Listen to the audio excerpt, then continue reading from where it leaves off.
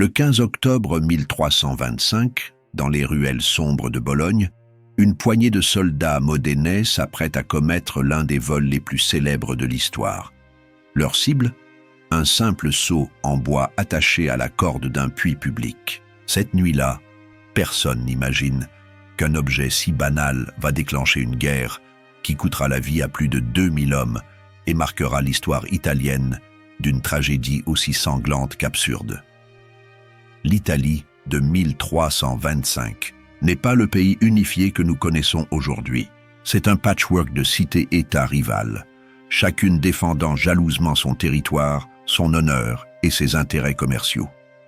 Dans ce chaos politique permanent, les moindres provocations peuvent dégénérer en conflits armés.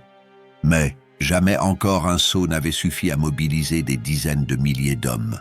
Pour comprendre cette folie, il faut remonter aux racines d'une haine ancestrale qui oppose deux visions de l'Italie. D'un côté, Bologne la guelfe, fidèle au pape et à son autorité spirituelle et temporelle. De l'autre, Modène la gibelline, qui reconnaît la suprématie du Saint-Empire romain germanique. Cette division politique, héritée des luttes d'investiture du siècle précédent, transforme chaque différend territorial en guerre de religion. Tout commence véritablement en 1176, quand Frédéric Barberousse, empereur du Saint-Empire, tente de soumettre les communes italiennes. Sa défaite à Legnano face à la Ligue lombarde fracture définitivement l'Italie du Nord entre deux camps irréconciliables. Les Gibelins restent fidèles à l'empereur allemand, tandis que les Guelfes se rallient au pape, garant de l'indépendance italienne. Cette guerre idéologique se double d'enjeux économiques cruciaux. Bologne, forte de ses 50 000 habitants et de sa prestigieuse université, aspire à contrôler les routes commerciales qui traversent l'Émilie-Romagne. Modène, plus modeste avec ses 15 000 habitants, refuse de céder le moindre pouce de territoire à sa rivale. Entre les deux cités, distantes d'à peine 40 km, la frontière devient une poudrière où le moindre incident peut tout faire exploser. En 1296, premier accroc majeur, les troupes bolonaises envahissent les terres de Bassano et Savignano sul Panaro, territoire traditionnellement modénais. Le pape Boniface VIII cautionne cette annexion par une sentence arbitrale qui fait de ces châteaux des possessions guelfes légitimes. Pour Modène, c'est un camouflet inacceptable. La cité gibeline n'oublie pas cette humiliation et attend sa revanche. Les décennies suivantes voient s'accumuler les provocations. Raids nocturnes, pillage de récoltes, enlèvement de marchands, chaque été apporte son lot d'escarmouches sanglantes.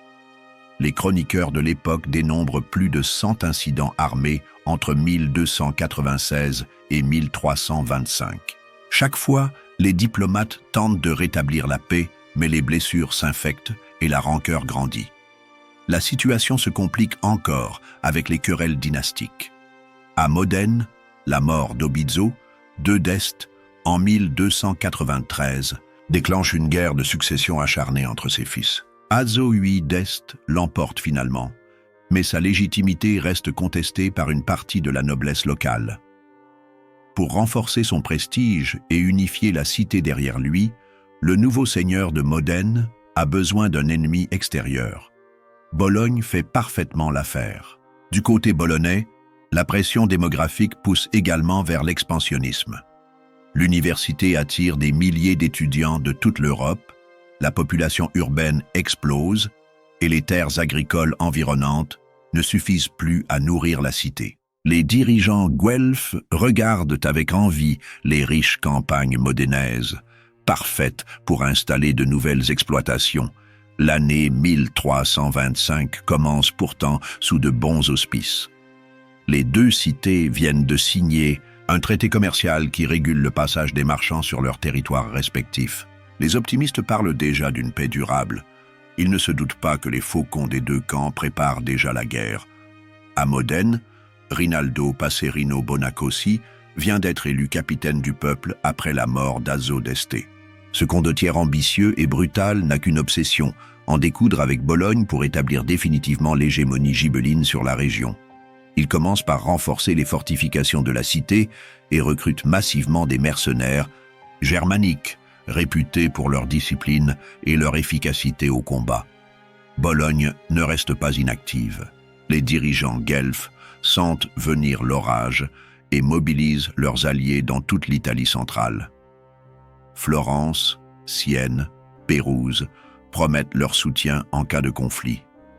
Le pape Jean XXII lui-même assure les Bolonais de sa protection spirituelle et financière. Début 1325, les deux camps disposent de moyens militaires considérables et n'attendent qu'un prétexte pour en découdre. Le prétexte arrive en juillet.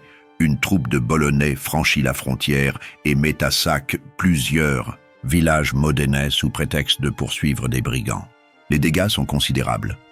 Granges incendiées, bétail volé, paysans malmenés. Modène proteste énergiquement, mais Bologne rejette toute responsabilité. L'incident empoisonne définitivement l'atmosphère. En septembre, nouveau coup de force bolonais. Cette fois, c'est le territoire mantois allié de Modène qui subit les raids guelfes. Puis en octobre, retour sur les terres modénaises avec un pillage systématique de la campagne environnante. Ces provocations répétées visent clairement à pousser Modène à la faute et à lui faire endosser la responsabilité du conflit qui se prépare. Passerino Bonacossi comprend le piège mais refuse de tomber dedans. Plutôt que de répondre par des représailles massives, il opte pour une stratégie plus subtile. Une opération de commando qui humiliera publiquement l'ennemi sans lui donner de prétexte valable pour déclarer la guerre. L'objectif n'est pas de conquérir du territoire, mais de ridiculiser Bologne devant toute l'Italie. Le raid se déroule dans la nuit du 15 octobre 1325. Une trentaine d'hommes triés sur le volet franchissent discrètement la frontière et se dirigent vers Bologne. Ils connaissent parfaitement leur itinéraire.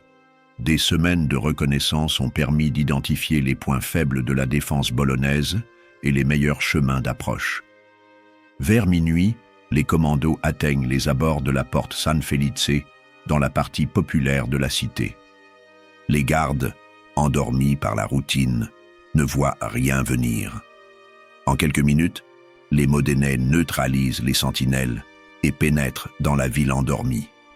Leur mission est claire, semer la pagaille, voler quelques objets symboliques et repartir avant l'aube. Les soldats se dispersent dans les ruelles adjacentes. Certains s'attaquent aux réserves de grains stockées près des remparts, d'autres dévalisent une armurerie municipale. Mais c'est un groupe dirigé par un certain Filippino da Modena qui va commettre le geste décisif. En passant devant un puits public, l'homme remarque le seau en chêne attaché à sa corde. L'objet n'a rien d'exceptionnel. C'est un simple récipient utilitaire que les habitants utilisent pour puiser leur eau quotidienne. Pourtant, Filippino y voit immédiatement la provocation parfaite. Voler le seau d'un puits public, c'est s'attaquer à l'un des symboles les plus fondamentaux de la vie communautaire. Dans l'Italie médiévale, l'accès à l'eau potable constitue un enjeu vital et les puits publics représentent la générosité de la cité envers ses habitants. Dérober le seau, c'est violer cette hospitalité sacrée et humilier toute la communauté. D'un geste rapide, le soldat tranche la corde et s'empare du récipient. Ses compagnons comprennent immédiatement la portée symbolique du geste. Ce seau vaut mieux que tout l'or de Bologne. C'est un trophée qui va marquer les mémoires et alimenter les chansons de geste pendant des siècles. L'opération se déroule sans encombre. Avant que l'alarme ne soit donnée, les commandos modénais ont déjà franchi les remparts et regagnent leur territoire. Au petit matin, ils brandissent fièrement leur butin devant les portes de Modène. Le sceau est accueilli comme une relique par la population en liesse. Passerino Bonacossi ordonne qu'on le suspende au campanile de la cathédrale, la fameuse tour Ghirlandina, pour que tout le monde puisse l'admirer. À Bologne, la découverte du vol provoque un tollé général. Dès l'aube, une foule en colère se masse autour du puits profané. Les femmes pleurent, les hommes jurent vengeance. Pour les Bolonais, cette provocation dépasse tout ce qu'ils ont pu endurer jusqu'alors. Voler leur sceau, c'est les traiter comme des vaincus, comme des lâches incapables de défendre leurs biens les plus simples. Les dirigeants de la cité comprennent qu'ils ne peuvent pas laisser passer un tel affront. Dès le lendemain, des émissaires sont dépêchés vers Modène avec un ultimatum, rendre le sceau volé dans les 8 jours ou subir les conséquences. La demande s'accompagne d'une liste d'exigences, excuses publiques, indemnités pour les dommages causés lors du raid, engagement de ne plus franchir la frontière bolognaise. La réponse de Passerino Bonacossi ne se fait pas attendre. Non seulement il refuse de rendre le sceau, mais il fait savoir aux émissaires que Modène le conservera comme trophée de guerre légitime. Pire encore, il fait suspendre une pancarte ironique sous le récipient. Propriété du courage modénais, volé à la lâcheté bolognaise. L'insulte est publique et définitive. Cette réponse met le feu aux poudres. Les dirigeants bolonais n'ont plus le choix. Céder maintenant reviendrait à avouer leur faiblesse devant tous leurs alliés et ennemis. Leur crédibilité politique et militaire est en jeu. Le 1er novembre 1325, le Conseil de la Cité vote solennellement la déclaration de guerre contre Modène. Le sceau volé vient d'allumer l'un des conflits les plus sanglants du Moyen-Âge italien. La nouvelle de cette déclaration de guerre se répand comme une traînée de poudre dans toute l'Italie. Dans les tavernes et sur les places de marché, on ne parle plus que de cette guerre du sceau. Les uns trouvent la cause dérisoire, les autres y voient l'illustration parfaite de l'orgueil italien. Mais personne ne peut ignorer l'ampleur des forces qui vont s'affronter. Bologne ne plaisante pas. Dès la déclaration de guerre votée, la cité lance la plus importante mobilisation de son histoire. Les cloches sonnent le tocsin jour et nuit pour rappeler aux citoyens leurs devoirs militaires. Tous les hommes valides de 16 à 60 ans doivent rejoindre les rangs de l'armée communale. Les riches financent l'équipement des pauvres. Les artisans abandonnent leurs ateliers pour forger des armes. L'effort de guerre dépasse largement les frontières de la cité. Les alliés guelfes répondent massivement à l'appel bolonais.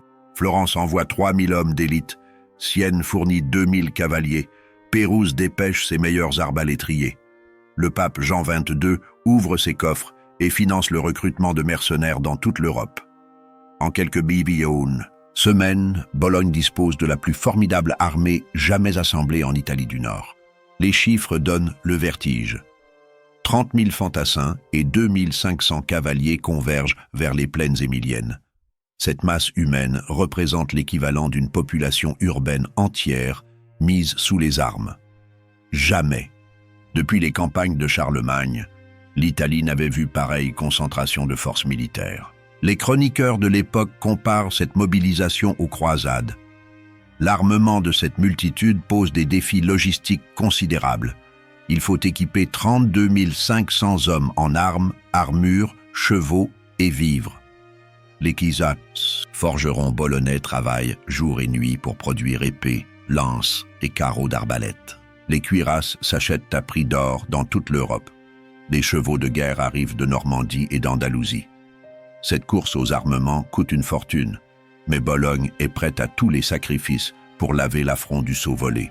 Le commandement de cette armée gigantesque revient à Romeo Pepoli, l'un des plus prestigieux condottières italiens de l'époque.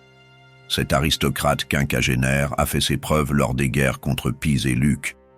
Il connaît parfaitement l'art de la guerre médiévale et dispose de lieutenants expérimentés. Sous ses ordres, l'armée bolognaise se structure en corps d'élite spécialisés. Infanterie lourde, cavalerie légère, génie militaire, service de renseignement. Face à ce déploiement de force, Modène semble condamné d'avance.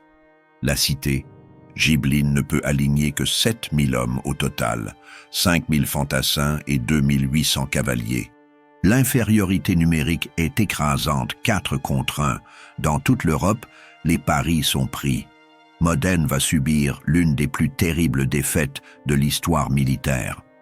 Pourtant, Passerino Bonacossi refuse de capituler. Le chef modénais mise sur plusieurs atouts que ses ennemis sous-estiment. D'abord, la qualité de ses troupes. Contrairement à l'armée bolognaise constituée en hâte, les forces modénaises sont constituées de professionnels aguerris. Le noyau dur se compose de mercenaires germaniques, anciens soldats de l'Empire venus chercher fortune en Italie. Ces hommes connaissent parfaitement l'art de la guerre et ont l'habitude de combattre en infériorité numérique. Ces mercenaires allemands apportent avec eux des innovations tactiques cruciales. Ils maîtrisent les formations serrées d'infanterie lourdes qui ont fait leurs preuves contre la cavalerie française à Courtrai en 1302. Leurs arbalétriers utilisent des carreaux à pointe d'acier trempé capables de percer les meilleures armures. Leurs sapeurs savent creuser des mines et monter des machines de siège redoutables. Bonacossi dispose aussi d'un avantage stratégique décisif, la connaissance parfaite du terrain. Modène se bat chez elle, sur des collines qu'elle contrôle depuis des siècles. Chaque sentier, chaque gué, chaque position défensive est répertoriée dans les archives militaires de la cité. Les guides locaux peuvent conduire les troupes par des chemins secrets que les Bolonais ne soupçonnent même pas. L'approvisionnement constitue un autre point fort des Modénais. Leurs lignes de communication restent courtes et sûres, protégées par un réseau de châteaux alliés. Les paysans de la région, majoritairement gibelins, apportent spontanément vivres et renseignements. À l'inverse, l'armée bolognaise doit transporter ses provisions sur des dizaines de kilomètres, en territoire hostile, exposé aux embuscades et aux raids. Bonacossi mise enfin sur la psychologie de combat. Ces hommes se battent pour défendre leur foyer contre un envahisseur. Cette motivation défensive compense largement l'infériorité numérique. Les mercenaires allemands savent qu'une défaite signifierait la fin de leur contrat et probablement la mort. Les miliciens modénais défendent leurs femmes et leurs enfants. Cette détermination peut faire des miracles sur un champ de bataille. La stratégie modénaise se dessine donc clairement. Éviter la bataille rangée ou l'avantage numérique bolonais ferait la différence. Puis frapper vite et fort au moment et à l'endroit choisi. Il faut surprendre l'ennemi, désorganiser ses formations massives et l'empêcher d'utiliser sa supériorité en hommes. C'est un pari risqué, mais c'est le seul qui peut fonctionner. Novembre 1325 arrive avec ses brouillards d'automne et ses premières gelées. L'armée bolognaise achève sa concentration dans la plaine, entre Castelfranco et Piumazzo. Romeo Pepoli établit son quartier général sur une colline d'où il peut surveiller tous les mouvements ennemis. Ses éclaireurs parcourent la région pour repérer les positions modénaises et préparer l'offensive finale. De son côté, Bonacossi a choisi son terrain, les collines de Zappolino, à mi-chemin entre les deux cités. Cette position présente tous les avantages tactiques recherchés. Les pentes donnent l'avantage à la défense, les bois environnants permettent de dissimuler des réserves. Plusieurs chemins de retraite restent ouverts vers Modène en cas de nécessité. Le château de Zappolino, perché sur la crête principale, constitue un point d'appui solide. Ses murailles épaisses peuvent abriter les blessés et servir de refuge en cas de déroute. Ces tours offrent un poste d'observation incomparable sur toute la région. Bonacossi y installe son état-major et fait renforcer les défenses par ses sapeurs. L'attente dure plusieurs jours. Les deux armées se font face sans oser engager le combat.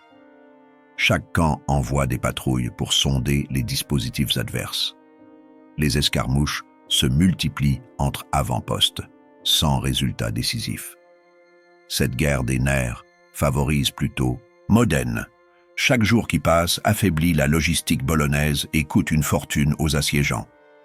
Romeo Pepoli comprend qu'il ne peut pas attendre indéfiniment.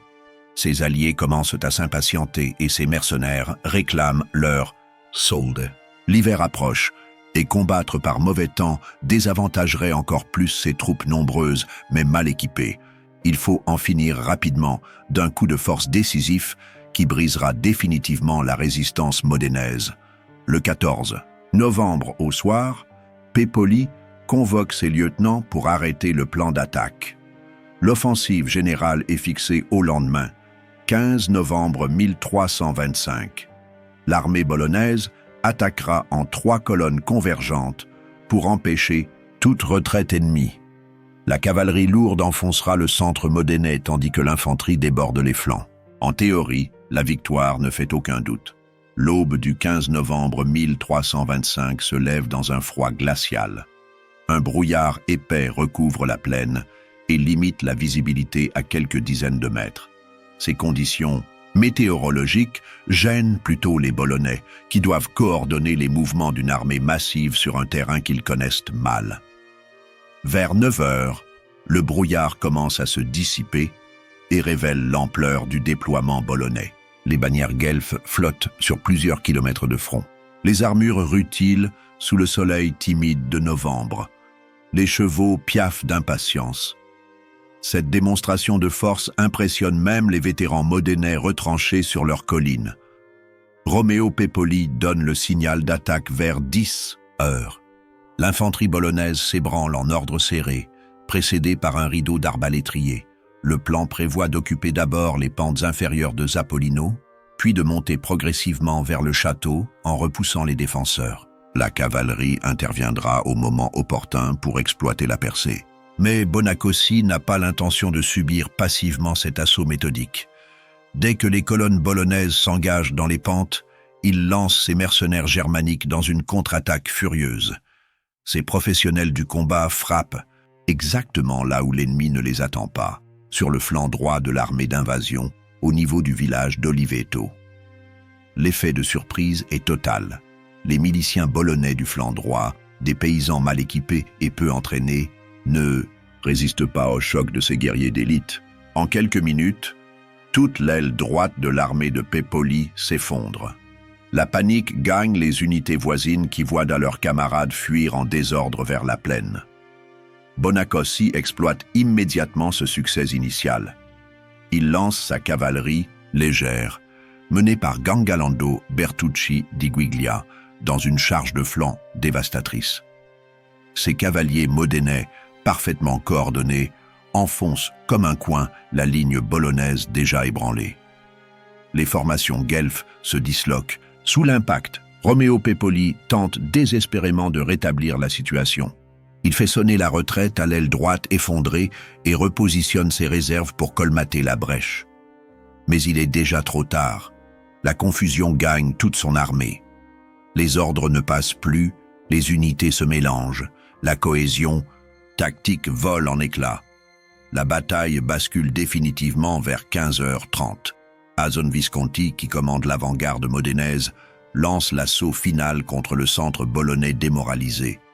Ces hommes déferlent des collines comme un torrent et submergeant les dernières résistances. C'est la débandade générale. 30 000 Bolonais fuient devant 7 000 Modénais. Ce qui suit relève plus du massacre que de la bataille rangée. L'armée bolognaise, privée de commandement et de cohésion, se désintègre complètement. Chacun ne pense plus qu'à sauver sa peau et les chemins de retraite se transforment en pièges mortels. Les cavaliers modénais poursuivent impitoyablement les fuyards et font un carnage dans leurs rangs.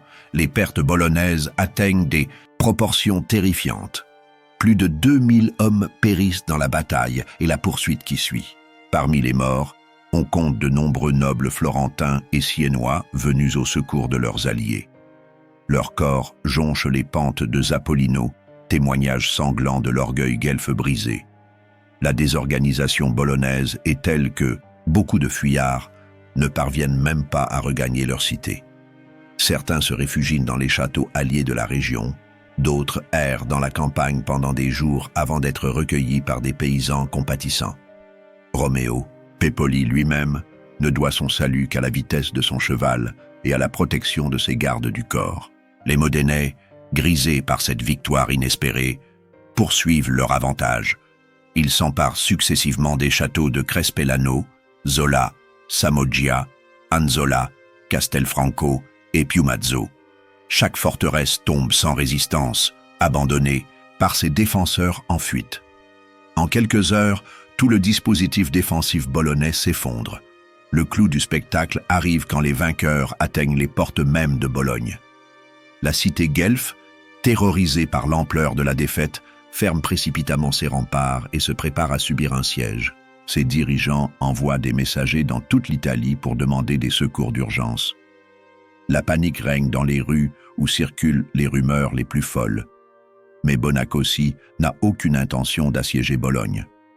Ses forces, malgré leur victoire éclatante, restent trop faibles pour s'attaquer à une cité fortifiée de 50 000 habitants. Il préfère savourer son triomphe et humilier encore davantage ses ennemis par une démonstration de mépris souverain.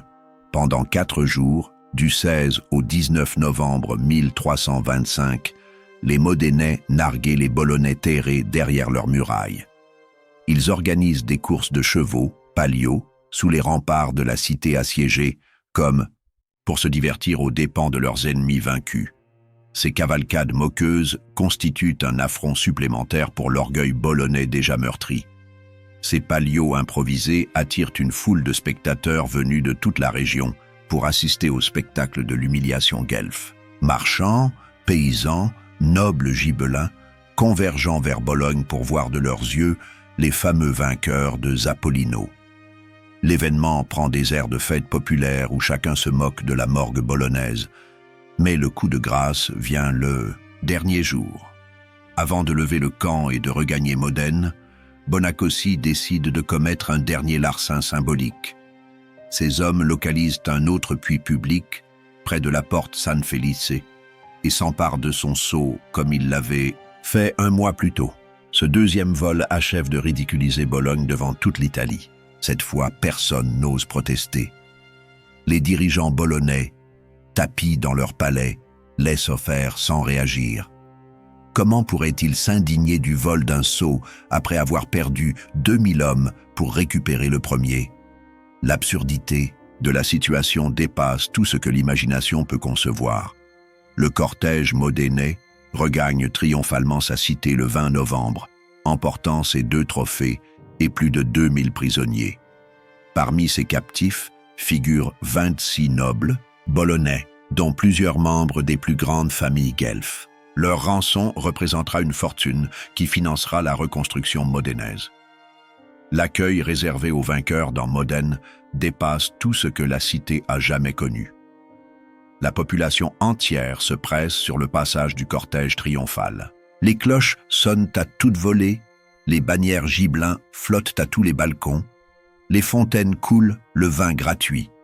Bonacossi est porté en triomphe comme un empereur romain. Les 2 sceaux volés sont à nouveau suspendus dans la tour Ghirlandina, mais cette fois accompagnés de pancartes qui racontent toute l'histoire de la guerre. Ces récipients banals deviennent des reliques civiques que les générations futures vénéreront comme les symboles de la gloire modénaise. La victoire de Zappolino bouleverse complètement l'équilibre politique de l'Italie du Nord. En quelques heures, Modène passe du statut de cité assiégée à celui de puissance régionale majeure. Les ambassadeurs affluent pour négocier des alliances avec les nouveaux maîtres de l'Émilie-Romagne. L'empereur Louis de Bavière envoie ses félicitations et promet son soutien financier. À l'inverse, Bologne traverse la crise la plus grave de son histoire. La défaite militaire se double d'une catastrophe économique. Les frais de guerre ont vidé les caisses municipales, le commerce s'effondre, les Alliés réclament le remboursement de leurs avances. Pire encore, la crédibilité politique de Byzantin, la cité s'évapore. Comment prendre au sérieux une puissance qui mobilise 32 000 hommes pour récupérer un sceau et finit par en perdre 2? Les répercussions diplomatiques se font sentir dans toute l'Europe. À Paris, le roi Philippe VI ricane en apprenant la nouvelle. À Londres, Édouard III refuse de recevoir les ambassadeurs bolonais venus demander son aide. À Avignon, le pape Jean XXII entre dans une colère noire. Ses protégés guelfes viennent de subir l'une des défaites les plus humiliantes de l'histoire chrétienne. Cette humiliation papale pousse paradoxalement vers la réconciliation. Dès décembre 1325, des négociations secrètes s'ouvrent entre les 2 cités par l'intermédiaire de médiateurs ecclésiastiques. Le Vatican, soucieux de préserver ce qui reste du prestige guelfe, fait pression sur Bologne pour qu'elle accepte des conditions de paix honorables. De son côté, Bonacossi comprend qu'il ne peut pas pousser trop loin son avantage. Modène reste une petite cité face à la coalition guelfe qui se reconstitue déjà. Florence et Sienne préparent une nouvelle intervention, cette fois avec des moyens décuplés. L'empereur Louis de Bavière promet son soutien, mais ses troupes ne peuvent pas arriver avant le printemps 1326. Les pourparlers aboutissent en janvier 1326 à un traité de paix qui satisfait les deux parties. Modène accepte de restituer tous les territoires conquis pendant la guerre, ainsi que la plupart des prisonniers capturés à Zappolino. En échange, Bologne verse une indemnité considérable qui couvre les frais de guerre modénais et garantit l'indépendance de sa rivale. Seuls les deux sceaux restent à Modène, ultime symbole d'une victoire qui a marqué l'histoire. Le traité stipule ironiquement que ces trophées de guerre légitimes demeureront propriété modénaise jusqu'à la fin des temps. Cette clause, négociée par des diplomates qui gardaient leur sérieux avec difficulté, entérine officiellement la guerre la plus absurde du Moyen-Âge. Dans l'immédiat, la guerre du sceau sombre, dans un oubli relatif. Les chroniqueurs contemporains, gênés par l'absurdité de l'événement, préfèrent l'évoquer discrètement. Comment expliquer que les cités les plus civilisées d'Europe se soient entretuées pour des récipients d'eau? Cette question embarrasse les intellectuels de l'époque qui tentent de maintenir l'illusion d'une Italie rationnelle et raffinée. Seuls quelques poètes osent aborder le sujet, généralement sur le mode satirique. Antonio Beccari, troubadour, nomade originaire d'Oleggio, compose une ballade mordante sur la cruauté et la traîtrise de l'âme humaine, illustrée par cette guerre dérisoire. Son texte circule dans les cours italiennes et fait sourire les princes qui y voient une caricature des ambitions de leurs rivaux. Mais c'est au XVIIe siècle que la guerre du sceau connaît sa vraie renaissance littéraire. Alessandro Tassoni, poète originaire de Modène, décide de transformer cet épisode embarrassant en épopée burlesque. Son poème La Secchia, Rapita, le sceau enlevé, paraît en 1622 et révolutionne la littérature européenne. Tassoni invente un genre nouveau, l'épopée héroïque-comique qui transpose les codes de l'Iliade dans un univers délibérément trivial. Son sceau devient l'équivalent de l'Hélène de Troie, sa guerre celle des Grecs et des Troyens. Mais le poète pousse la dérision jusqu'à l'absurde en faisant intervenir des dieux grotesques et des héros ridicules dans des combats dérisoires.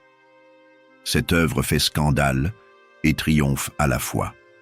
L'Église la condamne pour irrévérence, mais toute l'Europe cultivée la lit avec délice. Pierre Perrault l'a traduit en français dès 1678, inspirant peut-être Boileau pour son lutrin et Pope pour sa boucle de cheveux enlevée. Antonio Salieri en 1700 tire même un opéra en 1772. Grâce à Tassoni, la guerre du sceau acquiert une notoriété européenne qui dépasse largement son importance historique réelle. Le poète modénais transforme une anecdote locale en symbole universel de la vanité humaine. Son sceau volé rejoint Don Quichotte et Gulliver au panthéon des héros dérisoires qui révèlent nos travers.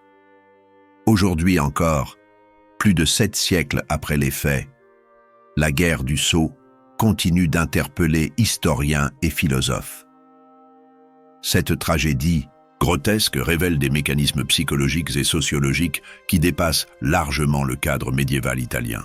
Elle illustre comment l'orgueil collectif peut transformer la plus insignifiante des provocations en catastrophe humaine. L'analyse moderne de ce conflit met en lumière le rôle de l'honneur dans les sociétés traditionnelles.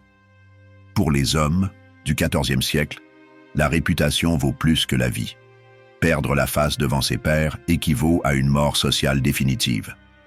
Dans cette logique, mourir pour un sot devient parfaitement rationnel s'il s'agit de préserver son standing communautaire. Cette guerre révèle aussi les dangers de l'escalade militaire incontrôlée. Un simple raid nocturne dégénère en mobilisation générale parce que chaque camp veut montrer sa détermination.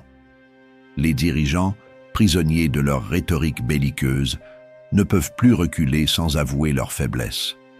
La machine de guerre s'emballe et échappe au contrôle de ceux qui l'ont déclenchée. L'épisode modénais préfigure étrangement certains conflits contemporains où des questions symboliques prennent le pas sur les enjeux rationnels. Combien de guerres modernes ont commencé par des incidents mineurs que l'orgueil national a transformés en affrontements majeurs? La guerre du sceau nous rappelle que la nature humaine n'a guère changé depuis le Moyen Âge. Les deux sceaux conservés à Modène témoignent encore de cette folie ancienne. L'original repose dans le Palazzo Comunale de la ville, tandis qu'une copie orne toujours la tour Ghirlandina. Ces reliques attirent chaque année des milliers de visiteurs venus méditer sur l'absurdité de la condition humaine. Elle constitue l'un des monuments les plus émouvants à la vanité guerrière. La municipalité modénaise a su transformer cette honte ancienne en atout touristique moderne.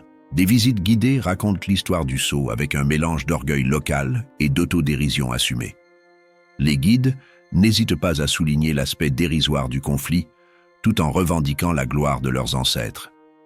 Cette ambiguïté reflète parfaitement l'héritage complexe de 1325. Mais au-delà de l'anecdote touristique, la guerre du sceau véhicule un message universel sur les dangers du nationalisme exacerbé.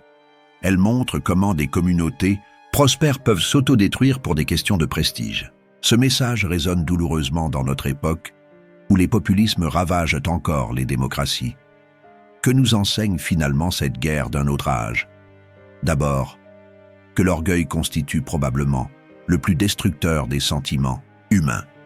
Plus encore que la peur ou la colère, la fierté blessée pousse aux actes les plus irrationnels. Les 2000 morts de Zapolino sont tombés non pour défendre leur patrie ou leur foi, mais pour satisfaire l'amour-propre de leurs dirigeants. Cette tragédie révèle aussi l'importance cruciale de la communication en temps de crise. Si les dirigeants bolonais et modénais avaient su dialoguer plutôt que de se lancer des ultimatums, des milliers de vies auraient été épargnées. Mais l'époque médiévale privilégie la démonstration de force sur la négociation, avec les conséquences que l'on sait. La guerre du sceau illustre enfin les dangers de la surenchère militaire. Une fois engagées dans la course aux armements, les deux cités ne peuvent plus s'arrêter sans perdre la face. L'accumulation des moyens de destruction rend le conflit inévitable, même si personne ne le souhaite vraiment. Cette logique infernale traverse les siècles et menace encore notre monde moderne. Pourtant, cette histoire contient aussi une leçon d'espoir. Malgré l'ampleur de la tragédie, la paix finit par l'emporter sur la guerre. Bologne et Modène comprennent que leur survie passe par la réconciliation, non par la destruction mutuelle. Cette sagesse tardive sauve ce qui peut encore l'être et permet aux deux cités de retrouver leur prospérité. L'ironie ultime de cette guerre, c'est qu'elle renforce finalement l'unité italienne qu'elle semblait compromettre. L'absurdité du conflit pousse les dirigeants à repenser leurs priorités et à privilégier la coopération sur la rivalité. Sans la guerre du Sceau, l'Italie du Nord aurait peut-être connu d'autres affrontements encore plus destructeurs. Aujourd'hui, plus de 7 siècles après cette tragédie dérisoire, que reste-t-il de la guerre du Sceau? 2 récipients de bois dans un musée, quelques pages dans les livres d'histoire, un poème épique que plus personne ne lit vraiment. L'événement qui mobilisa 40 000 hommes et coûta 2000 vies humaines s'est mué en simple curiosité historique. Cette transformation du tragique en comique illustre parfaitement la relativité de l'histoire humaine. Ce qui semblait vital aux contemporains nous paraît dérisoire avec le recul du temps. Les passions qui embrasaient l'Italie médiévale nous laissent indifférents. Nos propres obsessions sembleront probablement tout aussi ridicules à nos descendants. Pourtant, la guerre du Sceau garde toute sa valeur d'enseignement. Elle nous rappelle que la nature humaine reste fondamentalement inchangée malgré les progrès de la civilisation. Les mêmes mécanismes de l'orgueil, de la peur et de la revanche continuent d'alimenter les conflits contemporains. Seuls les prétextes changent. La logique demeure identique. Cette guerre nous enseigne aussi l'importance de garder le sens des proportions face aux provocations. Entre l'humiliation passagère et la guerre totale, il existe toujours des solutions intermédiaires que l'orgueil nous empêche souvent de voir. La diplomatie, l'humour, le temps qui passe peuvent désamorcer les crises les plus graves si on leur en laisse l'occasion. Enfin, l'histoire du Sceau volé nous invite à relativiser nos propres conflits. Dans quelques siècles, nos disputes actuelles paraîtront-elles moins ridicules que celles qui opposa Bologne à Modène? Cette perspective temporelle devrait nous inciter à plus de modestie dans nos certitudes et plus de tolérance envers nos adversaires.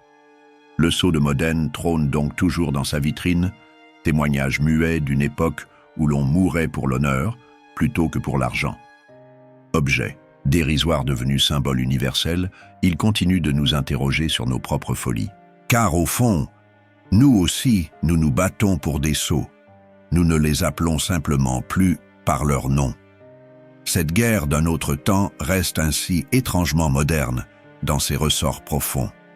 Elle nous rappelle que l'humanité progresse moins qu'elle ne le croit et que les mêmes causes produisent invariablement les mêmes effets. Espérons seulement que nos sauts à nous ne coûteront pas aussi cher en vies humaines que celui de 1325. Mais peut-être, est-ce trop demander à une espèce qui n'a visiblement pas fini d'apprendre la sagesse? En attendant cette hypothétique maturité collective, le sceau modénais continuera de nous narguer du fond de sa vitrine, ironique memento mori d'une guerre qui n'aurait jamais dû avoir lieu. Et c'est peut-être cela, finalement, sa plus belle victoire. Nous faire réfléchir 7 siècles plus tard sur l'absurdité de nos propres combats.